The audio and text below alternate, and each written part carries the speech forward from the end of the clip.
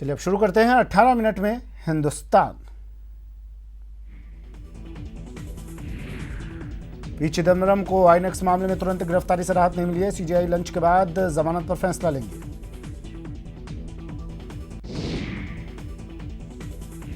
P Chidambaram के खिलाफ lookout notice जारी हुआ है। अब चिदम्बरम को विदेश जाने से पहले कोर्ट से इजाजत लेनी होगी।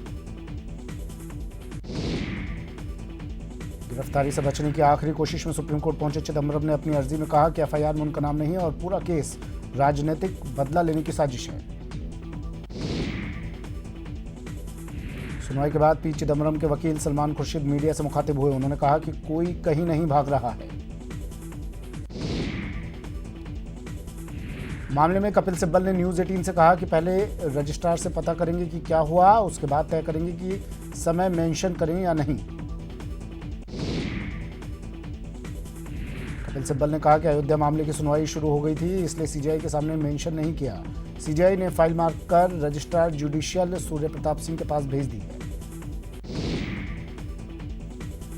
पूर्व केंद्रीय मंत्री पी चिदम्बरम के समर्थन में कांग्रेस महासचिव प्रियंका गांधी वाड्रा भी उतर आई हैं। प्रियंका ने कहा कि पी चिदम्बरम राज्यसभा के योग्य और सम्मानजनक सदस्य हैं। दशकों तक वित्त मंत्री और गृह मंत्री के रूप में देश की सेवा की है।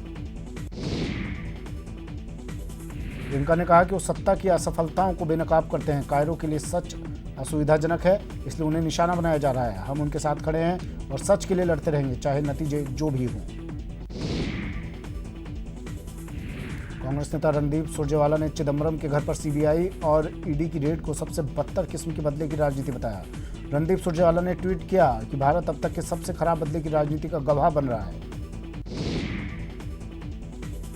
यूपी के योगी कैबिनेट में विस्तार हो गया है। शामिल किए गए मंत्रियों ने आज शपथ ग्रहण की, जिसमें डॉक्टर महेंद्र सिंह, सुरेश राणा ने शपथ ली। भूपेंद्र सिंह चौधरी ने भी शपथ ली। इसके अलावा अनिल राजभर, रामनरेश अग्निहोत्री, कमल रानी वरुण ने भी कैबिनेट मंत्री पद की शपथ ली। योगी कैबिनेट में कुल 6 नए कैबिनेट मंत्री बनाए गए हैं। अमेरिकी राष्ट्रपति डोनाल्ड ट्रंप ने एक बार फिर बड़ा बयान दिया। ट्रंप ने कश्मीर पर मध्यस्थता का प्रस्ताव देते हुए कहा कि कश्मीर पर भारत पाक में विस्फोटक स्थिति है। दोनों देशों के बीच तनाव खत्म होना चाहिए। सूत्रों के हवाले से खबर है कि फ्रांस में पीएम मोदी और ट्रंप की मुलाकात हो सकती है। बताया जा रहा है कि G7 सम्मेलन के दौरान ये मुलाकात संभव है। सूत्रों की माने तो भारत यूएस से पाक पर दबाव बनाने को कहेगा, वहीं पाकिस्तान कश्मीर को अंतर्राष्ट्रीय मंच पर मुद्दा बनाना चाहता है। प्रधानमंत्री नरेंद्र मोदी ने मंगलवार को ब्रिटेन के पीएम बोरिस जॉनसन से फोन पर बात की। इस बातचीत में पीएम मोदी ने उनसे भारत ब्रिटेन संबंधों को मजबूत करने पर भी चर्चा की। साथ ही बातचीत में पीएम मोदी ने आतंकवाद से लड़ने की जरूरत भी बताई। संयुक्त राष्ट्र सुरक्षा परिषद में विफल होने के बाद पाकिस्तान बौखलाया हुआ है। कश्मीर मुद्दे पर पाकिस्तान अब अपना नया पैंतरा आजमाने की तैयारी कर रहा है। पाकिस्तान ने फैसला किया है कि वो कश्मीर मुद्दे को लेकर अंतर्राष्ट्रीय कोर्ट जाएगा। पाकिस्तान के विदेश मंत्री शाह महमूद कुरैशी ने कहा कि वो जम्मू कश्मीर से अनुच्छेद 370 हटाए जाने और राज्य को 2 केंद्र शासित प्रदेशों में बांटने के खिलाफ हैं। पीएम मोदी 15 सितंबर के बाद बिहार विधानसभा के नए भवन का उद्घाटन करेंगे। साथ ही साहिबगंज में जलमार्ग विकास बंदरगाह परियोजना की भी सौगात देंगे। लोकसभा सचिवालय ने संसद परिसर प्लास्टिक वस्तुओं पर पूरी तरह से प्रतिबंध लगा दिया गया है। 73वें स्वतंत्रता दिवस के अवसर पर प्रधानमंत्री नरेंद्र मोदी ने लाल किले से नागरिकों से सिंगल यूज प्लास्टिक का इस्तेमाल न करने की अपील की थी। आरयू में एनएसयूआई के पैनल का आज ऐलान हो गया है। एनएसयूआई ने उत्तम चौधरी को अध्यक्ष पद के लिए अपना उम्मीदवार बनाया है। टिकट घोषणा के बाद एनएसयूआई के मुकेश चौधरी ने बगावत शुरू कर दी है। मुकेश ने चुनावी मैदान में उतरने की घोषणा कर दी है। इसी बीच उत्तम चौधरी और मुकेश चौधरी के समर्थकों में झड़प हो गई। झड़प की सूचना मिलते ही मौके पर पहुंची पुलिस ने बीच बचाव किया। मध्य प्रदेश के पूर्व सीएम बाबूलाल गौर का लंबी बीमारी के बाद निधन हो गया। उनका दिल का दौरा पड़ने से निधन हुआ। उन्होंने निजी अस्पताल में आखिरी सांस ली। बाबूलाल गौर के निधन पर 3 दिन का राजकीय शोक घोषित किया गया, जबकि आज आधे दिन की छुट्टी की गई है। बीजेपी दफ्तर में झंडा आधा झुका दिया गया है। बिहार के पूर्व सीएम जगन्नाथ मिश्र के पार्थिव शरीर का आज अंतिम संस्कार होगा। सुपौल के उनके पैतृक गांव बलुआ में पूर्व सीएम को राजकीय सम्मान के साथ अंतिम विदाई दी जाएगी। जम्मू और कश्मीर के बारामूला में सुरक्षा बलों और आतंकियों के बीच मुठभेड़ हुई है। पुलिस के मुताबिक इलाके को घेर लिया गया है। कश्मीर से धारा 370 हटाने के बाद ये पहला एनकाउंटर है। भारतीय वायुसेना के पायलट विंग कमांडर अभिनंदन को पकड़ने वाले पाकिस्तानी कमांडो को सुरक्षा बलों ने सीमा पर ढेर कर दिया है। नियंत्रण पर भारतीय सुरक्षा बलों की गोलीबारी में सूबेदार अहमद खान मारा गया। अलवर में एक बहू का बेरहम चेहरा सामने आया है। शहर के शिवाजी पार्क थाना इलाके में रहने वाले 2 बुजुर्गों की पिटाई करने का मामला सामने आया है। बुजुर्गों की पिटाई का आरोप उसकी बहू पर है। सरकारी नौकरी करने वाली बहू अपनी सास ससुर को चप्पलों से पिटाई कर रही है। पिटाई की पूरी घटना सीसीटीवी में कैद हो गई। वीडियो में पोता अपने दादा दादी को बचाता भी दिख रहा है, लेकिन बहू चप्पलों से पिटाई कर रही है। बुजुर्गों की शिकायत पर शिवाजी पार्क थाने में बहू के खिलाफ मामला दर्ज कर जांच शुरू कर दी है। कोटा के दादाबाड़ी इलाके में देर रात 2 पक्षों में लाठीभाटा जंग हुई, जिसकी पूरी वारदात सीसीटीवी कैमरे में कैद हो गई। वारदात में 3 से 4 लोगों को चोटें आई हैं। दादाबाड़ी थाना पुलिस ने शांति भंग के आरोप में 5 युवकों को गिरफ्तार किया है। दादाबाड़ी के वक्फ नगर इलाके में रहने वाले कुछ युवकों में विवाद हुआ, जिसके बाद एक पक्ष ने दूसरे पक्ष के युवक के घर पर पथराव कर दिया। चूरू जिले के अमीरवाड़ थाना पुलिस की काली करतूत का वीडियो सोशल मीडिया पर वायरल हो रहा है। बीच सड़क पर उगाही के इस वायरल वीडियो में एक पुलिसकर्मी दबंग स्टाइल में वर्दी का बटन खोलकर दबंगई कर रहा है। वाहन चालक ने वीडियो बनाकर सोशल मीडिया पर वायरल कर दिया। ये वीडियो नाकाबंदी के दौरान का बताया जा रहा है। हालांकि वीडियो वायरल होने के बाद पुलिसकर्मियों को सस्पेंड कर दिया गया है। श्रीगंगानगर के सूरतगढ़ में हनी ट्रैप के मामले में पुलिस ने एक महिला समेत 4 लोगों को गिरफ्तार किया है। पुलिस को शिकायत मिली थी कि एक युवक को वार्ड नंबर 1 में बंधक बनाकर रखा हुआ है और ब्लैकमेल करके उसके दोस्त से 2 लाख की फिरौती मांग रहे हैं। सूरतगढ़ पुलिस ने छापा मारकर मौके से 4 लोगों को गिरफ्तार किया है और चारों के खिलाफ हनी ट्रैप का मामला दर्ज कर लिया है। सभी आरोपी लोगों को अपने जाल में फंसाकर ब्लैकमेल करके पैसों की मांग करते थे और नहीं देने पर झूठे मुकदमे में फंसाने की धमकियां देते थे। दौसा के सिकंदरा में एक खेत में लहूलुहान हालत में शव मिला था। मामले में आज डॉग स्क्वाड की टीम मौके पर पहुंची और सबूत जुटाए। मामले की गंभीरता को देखते हुए मौके पर एफएसएल और एमओवी टीम को भी बुलाया गया है।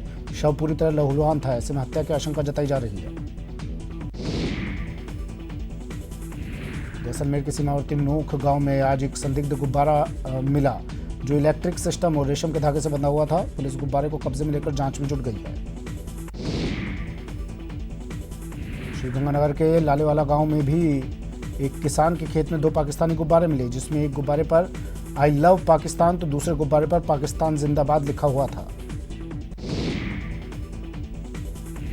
सीकर सदर पुलिस ने रिश्वत लेकर परीक्षा दे रहे 2 युवकों को गिरफ्तार किया है। पुलिस ने गिरफ्तार युवकों से जब पूछताछ की तो पता चला कि सीकर की परफेक्ट कोचिंग सेंटर के संचालक के कहने पर ये परीक्षा दे रहे थे। युवकों ने बताया कि कोचिंग संचालक ने एसएससी की एमटीएस परीक्षा में सिलेक्शन करवाने के एवज में 4 लाख रुपए की रिश्वत ले रखी है। पुलिस अब आगे की जांच में जुट गई है। शुरू करते हैं सुपरफास्ट खबरों का सिलसिला। पूर्व मुख्यमंत्री मुलायम सिंह यादव और अखिलेश यादव के घर इटावा की सैफई मेडिकल यूनिवर्सिटी में सरेआम कानून की धज्जियां उड़ाई जा रही है। यहां मेडिकल के जूनियर छात्रों को सीनियर छात्रों ने फिल्मी अंदाज में रैगिंग करवाई। करीब करीब 150 जूनियर छात्रों का जबरन सिर मुंडवा दिया और मेन गेट से लेकर कैंपस के अंदर तक झुक झुक कर चलने की रैगिंग दी और तोहफा कबूल है के नारे लगवाए। मेडिकल यूनिवर्सिटी में कैसे कानून व्यवस्था का मजाक बनाया जा रहा है, आप खुद इन तस्वीरों में देख सकते हैं। इन तस्वीरों में सैफई मेडिकल यूनिवर्सिटी के प्रशासन की लापरवाही और संवेदनहीनता सामने आई है। रांची में निजी कंपनी के कार्यालय में हंगामा और तोड़फोड़ का मामला सामने आया है। कंपनी पर 2000 से ज्यादा युवाओं से लाखों की ठगी कर फरार होने का आरोप है।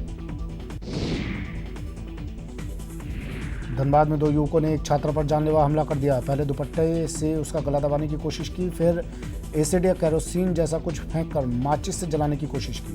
हालांकि शोर मचाने पर दोनों युवक भाग निकले।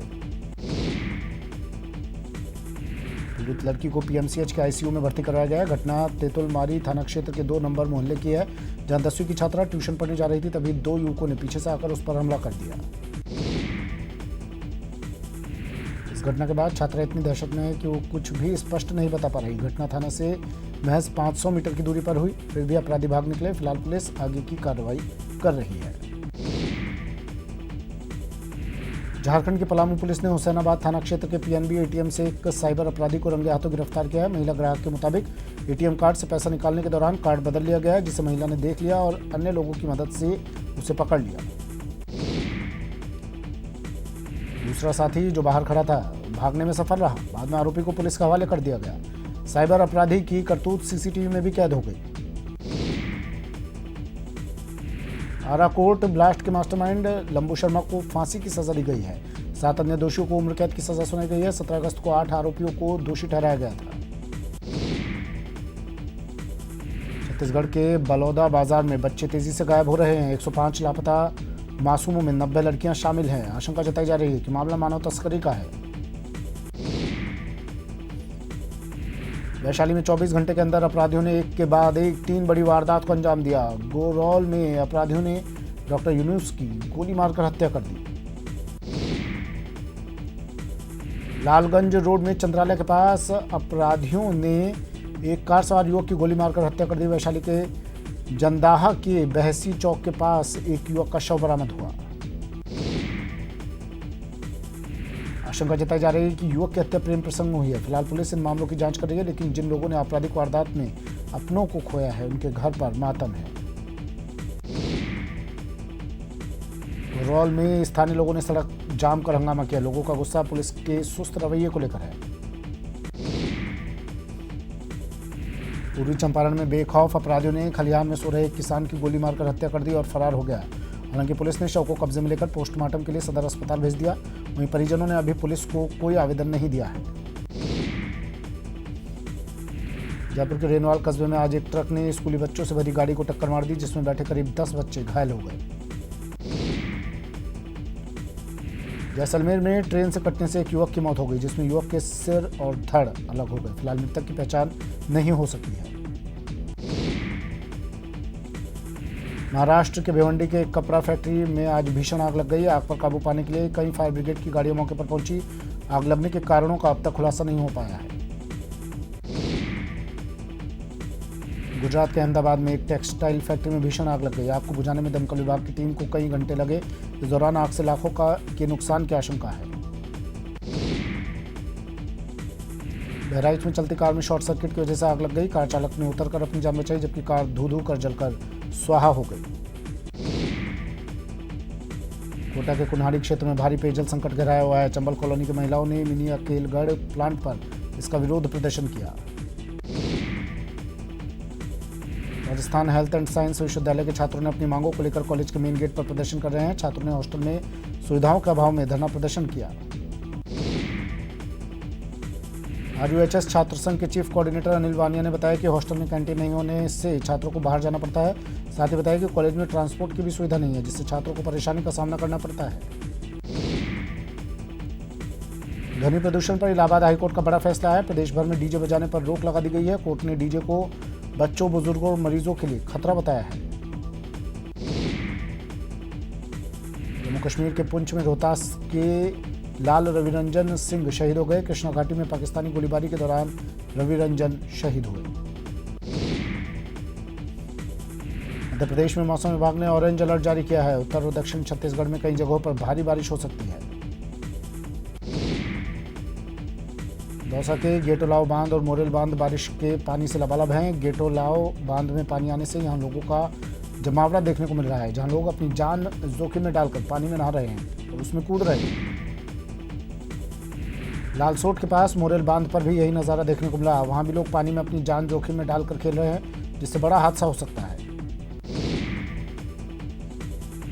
उत्तराखंड के उत्तरकाशी में आसमानी आफत से भारी तबाही मची हुई है। यहाँ 17 से ज़्यादा लोगों की मौत हो चुकी है, जबकि कई लोग अब भी लापता हैं। उत्तरकाशी के दूरस्थ इलाकों में तबाही का मंजर देखने को मिला। एक एक करके गाड़ियां नदी में समा गई। पहले कार नदी में समाई तो फिर भारी भरकम बस भी आपदा की भेंट चढ़ गई।